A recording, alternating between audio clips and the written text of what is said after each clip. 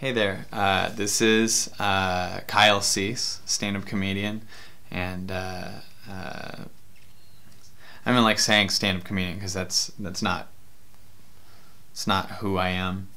That's something I do, and this is a blog that is in the category of my life blogs, and this is the very first one of them. These are very personal, and I'm going to be going on a very personal journey, and I'm going to be documenting quite a bit of it. And this is a big deal for me. I'm extremely excited about it, and a little, I don't know what's going to come of it. And I'm not documenting them to do anything like get more viewers or get more. I'm documenting it because the camera's an outlet to talk into as I go through something really big coming up, and it also is a place where I can express what I'm doing, and if there are people watching that are feeling the same thing that I feel, it can help them.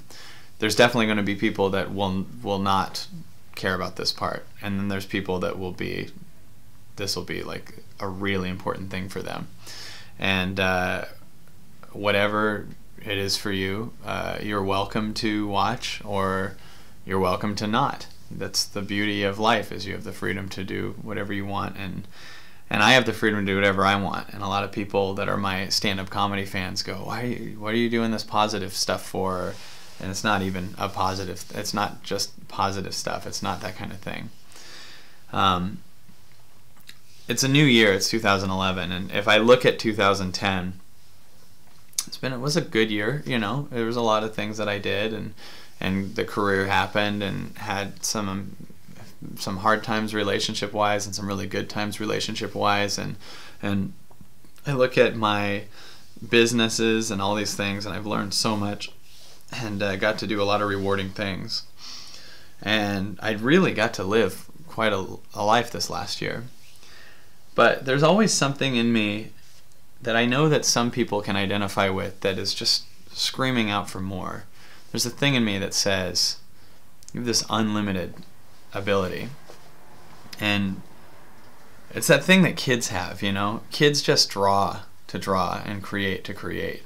And they don't have a deadline. They don't think, oh, I gotta turn this in by 5. I gotta get this on the fridge by 5 o'clock. They create.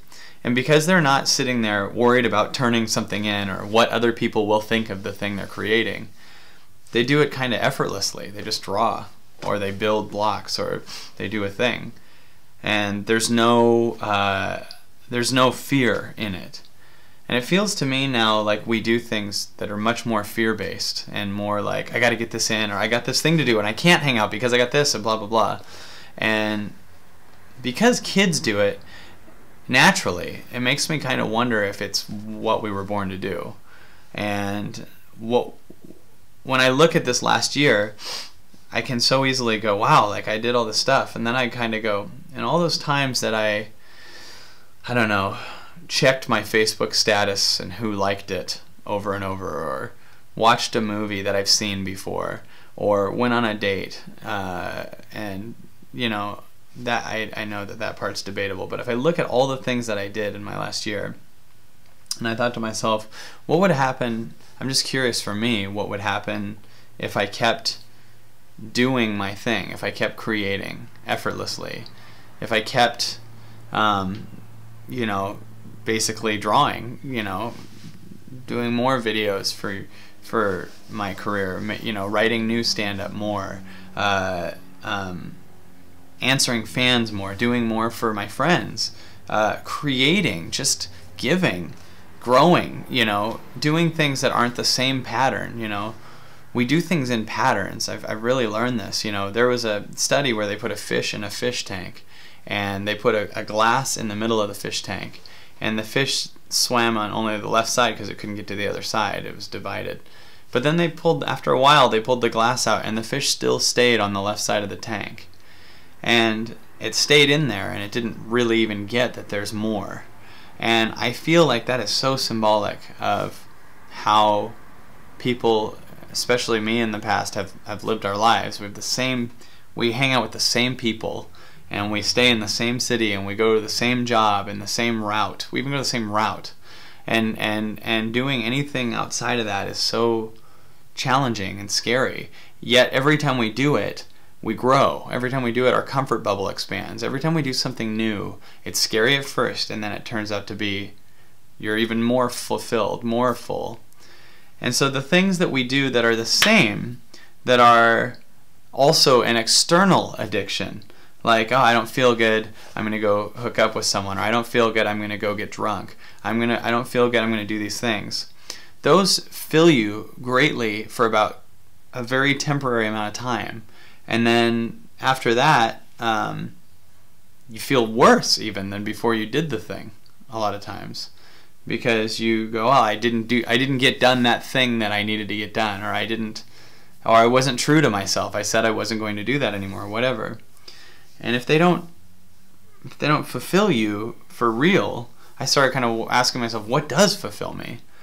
I look at this last year and I go, man, what would have happened just for fun? I'm not saying this would have been the way to live, but what would have happened if in the last year, every time I spent on money on an unnecessary trip to Starbucks, or just, you know, going out and doing something at the same restaurant that I've already experienced, and doing these things, you know, and then whatever, what would happen if I just worked on my purpose, on my career, on my potential, not even my career, on what I'm capable of doing, on just the doing, on me being? What would happen if I just did that?